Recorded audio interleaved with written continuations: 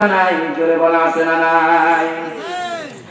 আমার বন্ধুগণ, আমার ভাইরা, হাফসি বিলাল কাউকে এমন সম্মান দান করেছিলেন।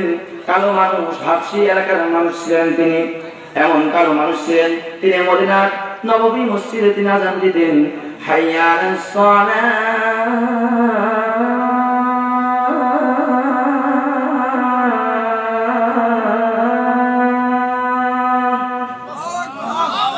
حي على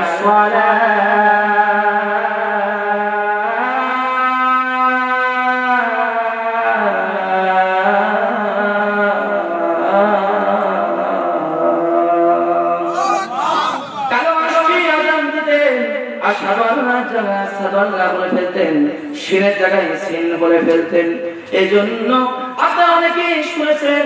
তারপরেও আমি মানুষকে কে সম্মানিত আর কারা সম্মানিত এটা বোঝানোর জন্য আমি এক্সাম্পল দেওয়ার জন্য বলতেছি। আমার বন্ধুগণ, মনে কিছু নেবেন না।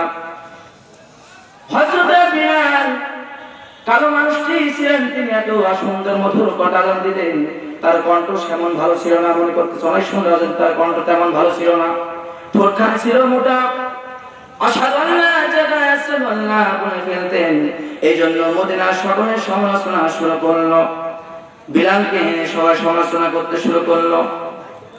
হযরত বিলাল কিছু জন্য চুপি চুপি তাদের সমালোচনা শুনে ফেললেন। এই জন্য মনে অত্যন্ত দুঃখ পেলেন, কষ্ট পেলেন। বিলাল মনে মনে ক্রন্দন করতেছে। এমন সময় আবার আপনার রাসূল ও হযরত মুহাম্মদ সাল্লাল্লাহু আলাইহি ওয়াসাল্লাম উপস্থিত হয়ে গেলেন। বললেন, ও বিলাল, তুমি কেন কাঁদো? বিলাল, তুমি কেন কাঁদো? বিলাল, তুমি কেঁদো না।